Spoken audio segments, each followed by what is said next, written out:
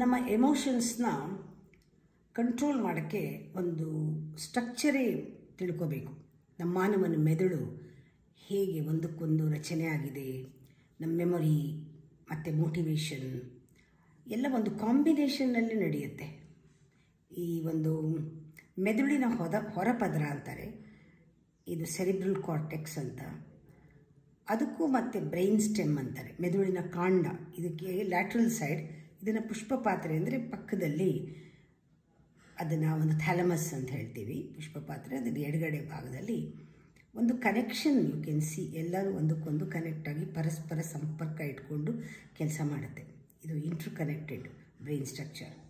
ಸಹಾಯ ಮಾಡುತ್ತೆ ರೆಗ್ಯುಲೇಟ್ ಮಾಡೋಕ್ಕೆ, ಕಂಟ್ರೋಲ್ ಮಾಡೋಕ್ಕೆ, ನಮ್ಮ ಬಿಹೇವಿಯರ್ನ ರೆಸ್ಪಾಂಡ್ ಮಾಡೋಕ್ಕೆ, ಎಲ್ಲದಕ್ಕೂ. ಇದಕ್ಕೆ ಟ್ಯಾಪಿಂಗ್ ತುಂಬ ಮುಖ್ಯ. ಟ್ಯಾಪಿಂಗ್ ಮಾಡುವಾಗ ಫಸ್ಟು 10 ಬೆರಳನ್ನು ಚೆನ್ನಾಗಿ ಉಜ್ಜಿ ಫೀಲ್ ಮಾಡಬೇಕು ಎನರ್ಜಿನ, ಏಕೆಂದರೆ ಇಡೀ ದೇಹದ ಎನರ್ಜಿ ಇಲ್ಲಿ ಫೀಲ್ ಆಗುತ್ತೆ. ಆಮೇಲೆ ಈ ಕಡೆ ಇಡೀ ದೇಹ, ಈ ಗುಡ್ಡೆನ ಚೆನ್ನಾಗಿ ಮಸಾಜ್ ಮಾಡಬೇಕು. ಒಂದು 70 ಸತಿ ಮಾಡಬೇಕು. ಆಮೇಲೆ ಒಂದು 70 ಸತಿ ಟ್ಯಾಪಿಂಗ್ ಮಾಡಬೇಕು ಈ ರಿದಮ್ನಲ್ಲಿ. ಆಮೇಲೆ ಈ ಥರ ಒಂದು 70 ಸತಿ ಮಾಡಬೇಕು.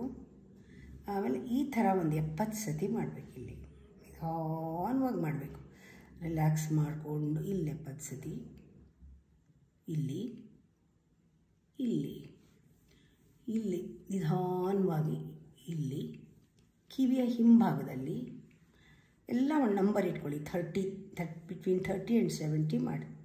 ಆಮೇಲೆ ಕಿವಿನ ಈ ಥರ ಮಾಡೋದು. ಆಮೇಲೆ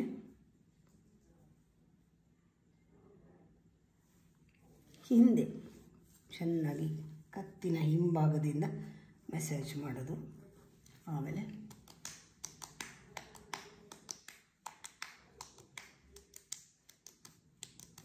ಈ ಟ್ಯಾಪಿಂಗ್ ಒಂದು 70 ಸತಿ ಮಾಡೋದು. ಆಮೇಲೆ ಈ ಕಾಲರ್ ಬೋನ್,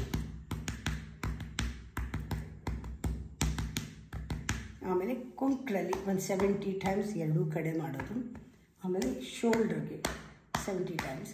ಆಮೇಲೆ ಇಲ್ಲಿ 70 ಸತಿ, ಇಲ್ಲಿ 70 ಸತಿ, ಮಧ್ಯದಲ್ಲಿ 70 ಸತಿ.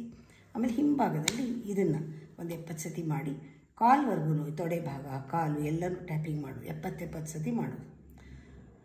ಇದನ್ನು ಮಾಡ್ತಾ ಬನ್ನಿ. ಯಾವ ರೀತಿ ಬ್ಲಡ್ ಸರ್ಕ್ಯುಲೇಷನ್ ಹೇಗಾಗುತ್ತೆ, ಬ್ರೈನ್ ಎಷ್ಟು ಇಂಪಾರ್ಟೆಂಟು ಈ ಪೋರ್ಷನ್ ಮಾಡುವಾಗ ಯು ಕ್ಯಾನ್ ಫೀಲ್ ದಟ್ ಆ ಒಂದು ಇಂಟರ್ ಕನೆಕ್ಷನ್ ಒಂದಕ್ಕೊಂದಕ್ಕೆ ಹೇಗಿದೆ, ಪರಸ್ಪರ ಸಂಪರ್ಕ ಹೇಗಿದೆ. ನಮ್ಮ ಒಂದು ಸೆರಿಬ್ರಲ್ ಕಾರ್ಟೆಕ್ಸ್ಗೂ, ಬ್ರೈನ್ ಸ್ಟೆಮ್ಗೂ, ಆ ಥ್ಯಾಲಮಸ್ಸು ಎಲ್ಲ ಒಂಥರ ನೀವು ನೋಡಿದರೆ ಗೊತ್ತಾಗುತ್ತೆ ಫಿಸಿಯಾಲಜಿನಲ್ಲಿ ಆ ಬ್ರೈನಲ್ಲಿ ಹೇಗೆ ಕೆಲಸ ಮಾಡುತ್ತೆ ಅಂತ ತಿಳ್ಕೊಂಡ್ರೆ ಇದು ಒಂದು ನಾಲೆಡ್ಜು. ನಮ್ಮ ಬ್ರೈನಲ್ಲಿ ಏನಿದೆ ಅಂತ ತಿಳ್ಕೊಳ್ಳೋದು, ಅದು ಈ ಟ್ಯಾಪಿಂಗ್ ಭಾಳ ಸಹಾಯ ಮಾಡುತ್ತೆ.